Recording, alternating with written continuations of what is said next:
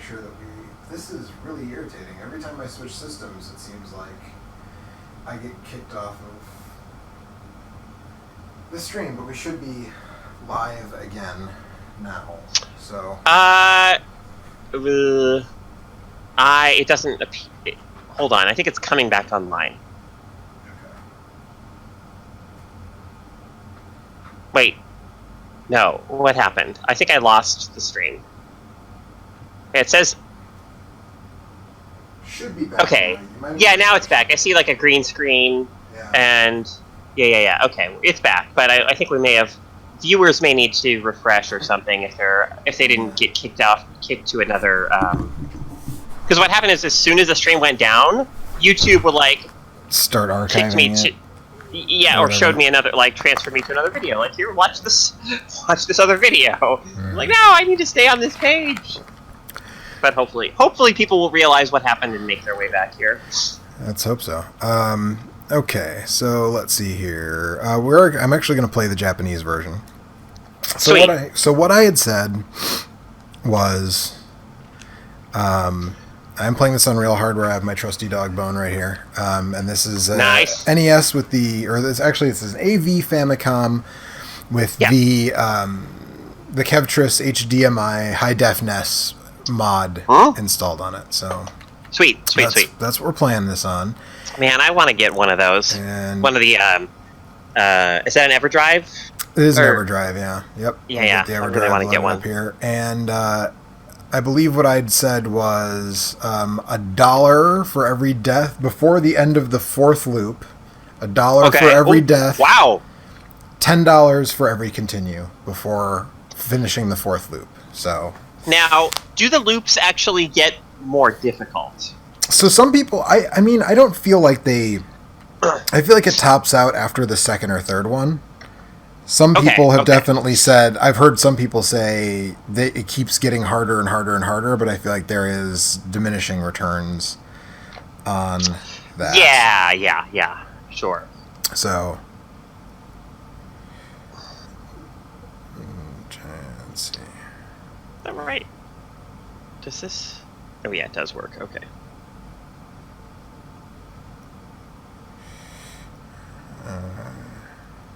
Let's see.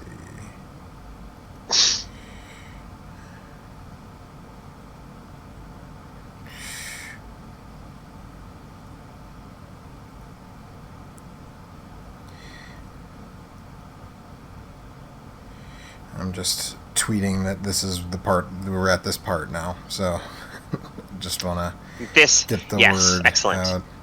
Yeah, great. I will retweet that. There we go.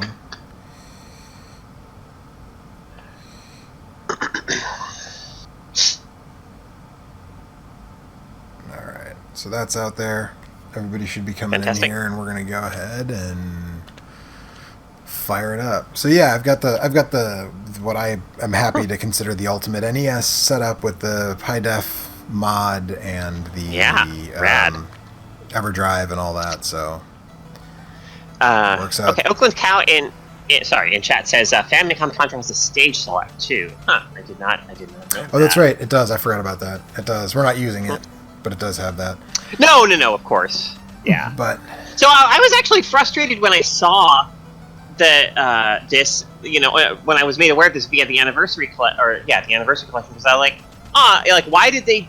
I mean, I understand, just get American players straight to the action. Who they don't care about the lore, the cutscenes, or whatever. But I see this and I'm like, oh man, I like lore, I like cutscenes. Why were we denied the thrilling tale of Bill Reiser and Lance Bean? Yeah. I mean, I super don't care about the lore in Contra. No, I know. I'm very much in the minority. I'm just... but I just like screens like this. I don't know.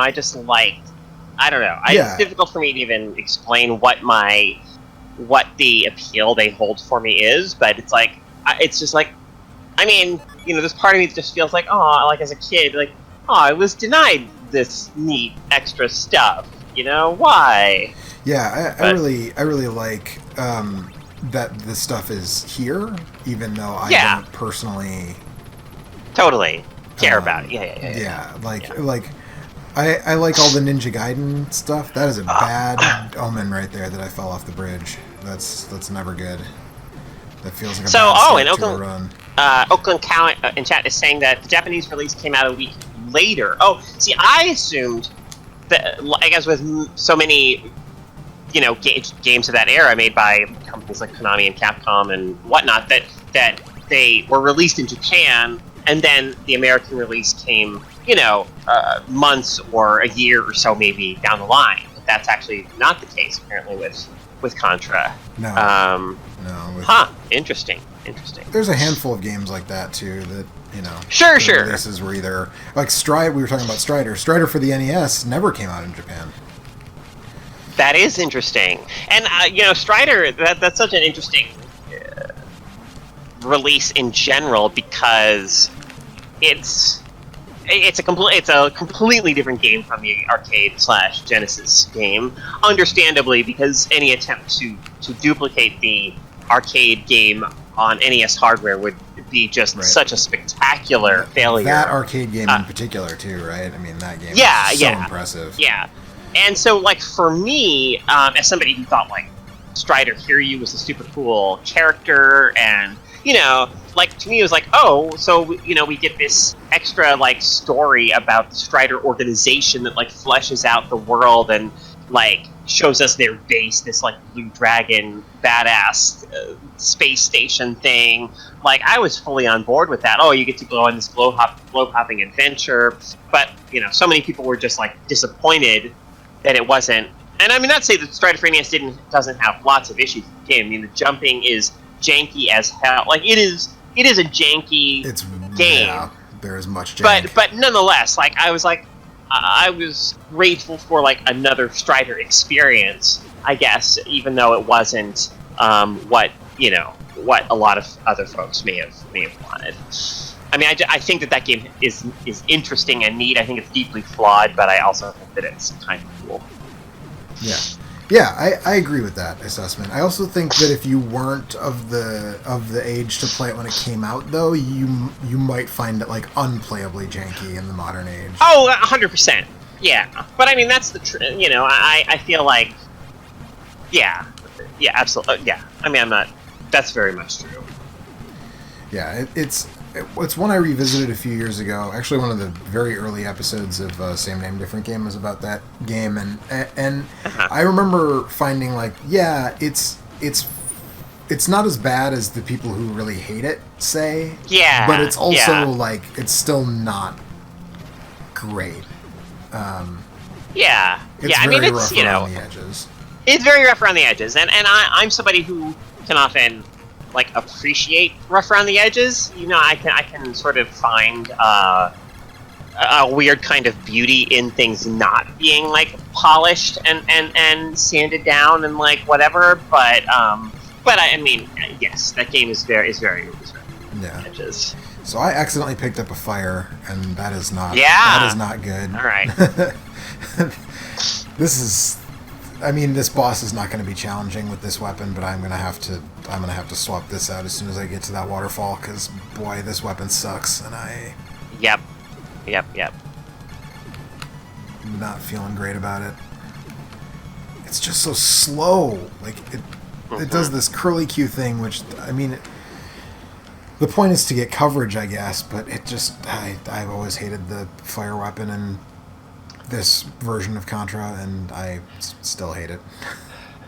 I love the design on that boss. I mean, I love the big flash computer flashing lights thing at the top, and I love the evil mechanical eye thing that spawns when you destroy all the, like, gun turrets. I think it's so neat looking. Yeah, this game is really, especially for such a relatively early NES release. Like, this game for sure looks real good. Oh yeah, and oh my god, it looks great, and and not to mention that the music is just, I mean, this game would not be as, like, blood pumping, and, like, just what it, like, exciting as it is, in my view, if it weren't Right. as wonderful as the game design is, like, if it weren't for the really outstanding, just relentlessly kind of rousing, anthemic, music that accompanies it all. Yeah. Yeah, the tunes and the aesthetics of it, I mean, again, like, the gameplay is what really gets it there for me, but... Yeah, absolutely. But the music is just such a perfect support, I guess, to the gameplay, is what I'm saying. Yeah, absolutely. 100%. And this like might be the best song in the game that we're hearing right now. One of them anyways. Yeah. One of them for sure, yeah. Alright, so we're back have on you this... done I'm sorry, go ahead. No, have you done some like significant derusting of this game lately, or is this just sort of a game that's like always in your rotation that you never really get rusty at because you kind of revisit it fairly frequently? Or yeah, this is just one that I just, like I said, it's my favorite video game, like, full stop. So I revisit it pretty regularly. Sure. In fact, there's actually a couple of streams in the archive on the channel of me playing through Contra last year on my birthday, which is in December, so that was 6 months ago, ish, give or take. I played through, I think I looped it twice just for shits and giggles, and then there was another time that I played it for some reason. I think I was giving my Mister its first workout, and I was like, I'm just gonna play Contra because that's a thing I can do. So I go back to it, and it's such an old. But I did not practice this week at all. In fact, since the Contra Anniversary Collection came out, I thought initially, I was like, maybe I should do a practice run, but especially since my failure is tied to giving more money to the charity, I was like, Sure. Let's see how I naturally do without specifically practicing. It's interesting to just see, like, throw yourself at a game and be like, let's see if I can still do this, or how well I can still do this.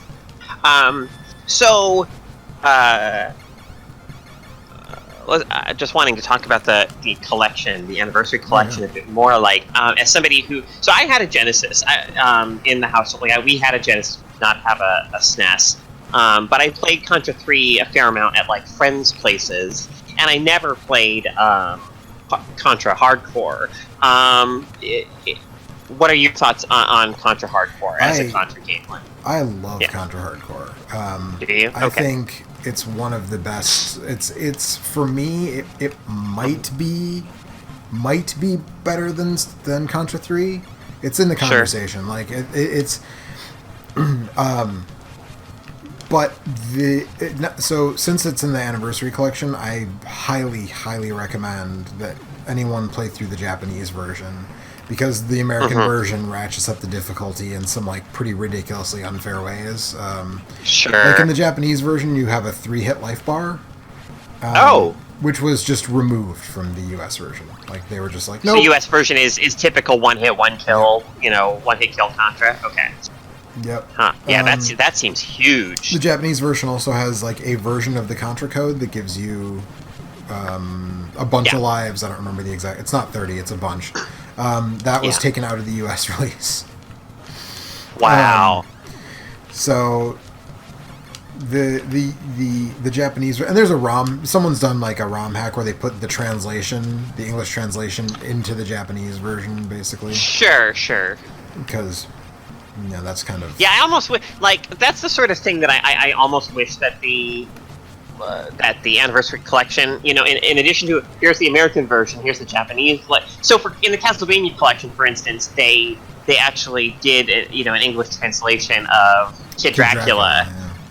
Yeah, and it's sort of like, oh, hey, like, I appreciate that we can access the pure Japanese versions and the pure American versions, but hey, like, why not also go like a little bit of an extra mile and like give us like English language translations of the Japanese versions or whatever? And like, I don't know, maybe that's asking for a little too much, but it would have been a nice touch for people like me who are super curious about version differences and stuff like that, but also like being able to kind of understand what's going on in terms of any. Yeah. The thing with hardcore is also that, like, there are branching paths, right? So there's things where there's a dialogue box and it says, "What are you gonna do?" Oh, and if you don't know what the choices are, like, And the choices affect the end. They obviously affect the stages and where you go, but they affect the stage progression affects the ending. So you have to make certain choices to get the best ending and see the actual final stage.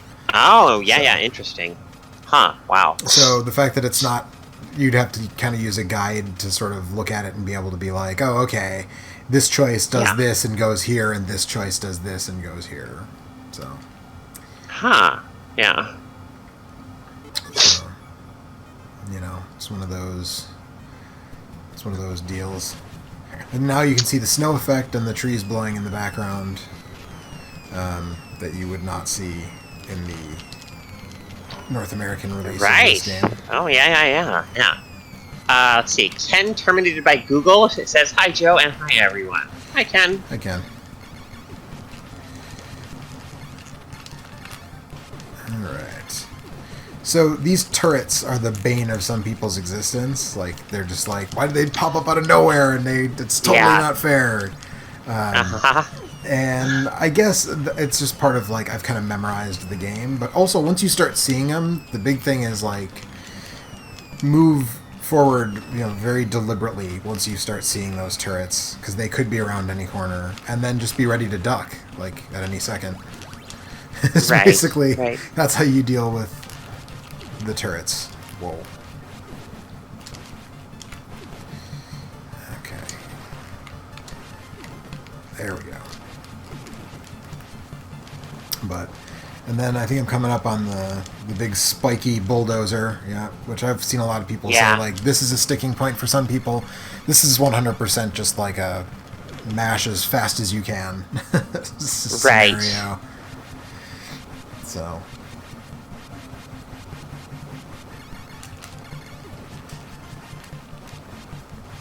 And we get more turrets here. And another bulldozer. K2 Montgomery, hello. Sounds like a lot of folks have been coming in and out today, although it's partially my fault because some stuff that shouldn't be breaking the stream for whatever reason has been breaking the stream today, so I don't... Sure.